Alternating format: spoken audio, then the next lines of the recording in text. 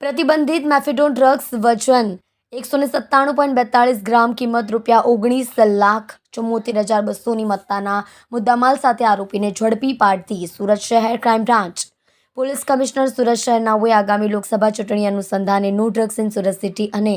Organise ક્રાઇમના ગુનાઓ શોધી કાઢવા ક્રાઇમ બ્રાન્ચને જરૂરી સૂચના આપી હોય, જેથી આ બાબતે સંયુક્ત પોલીસ કમિશનર ક્રાઇમ, નાયબ પોલીસ કમિશનર ક્રાઇમના માર્ગદર્શન અને રાહબરી હેઠળ ક્રાઇમ બ્રાન્ચના પોલીસ અધિકારી કર્મચારીઓ તારીખ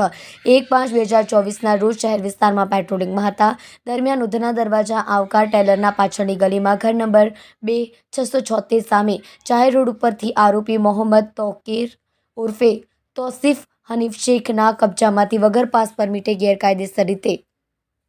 મેફેડોન ડ્રગ્સનો જથ્થો કુલ્લે વજન 197.42 ગ્રામ, કિંમત ₹19,74,200, મોબાઈલ ફોન નંગે કિંમત ₹70,000 તથા રોકડા ₹1200 મળી કુલ ₹20,45,400ની મત્તાના મુદ્દામાલ સાથે હેરાફેરી કરતા પકડી પાડેલ છે. આરોપી મોહમ્મદ તોકીર ઉર્ફે તોસીફ હનીફ શેખ, ઉંમર 22, રહેવાસી રુસ્તમપુરા,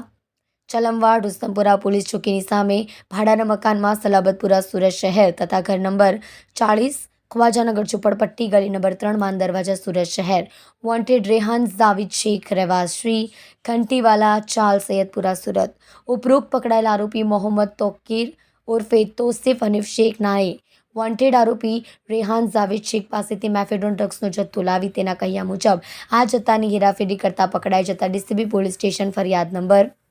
2024 એનડીપીએસ એક્ટ 1985ની કલમ 8C, 22C, 29 મુજબનો ગુનો રજીસ્ટર કરવામાં આવ્યો છે. પકડાયેલા આરોપી મોહમ્મદ તોકીર ઉર્ફે તોસીફ હનીફ શેખ તથા વોન્ટેડ આરોપી રેહાન જાવિદ શેખનાઓ છેલ્લા ઘણા સમયથી એમડીની ગેરકાયદેસર રીતે હેરાફેરી કરતી વેચાણ કરવાની પ્રવૃત્તિ સાથે સંકળાયેલા છે અને તેઓની આ પ્રવૃત્તિ સાથે અન્ય ઇસમો પણ સંડોવાયેલા હોવાનું ધ્યાને આવ્યું છે. તેઓના વિરોધમાં પણ આગામી સમયમાં કાયદેસરની કાર્યવાહી હાથ ધરવામાં આવશે. આ ગુનાની વધુ તપાસ ક્રાઇમ બ્રાન્ચ કરી રહી છે.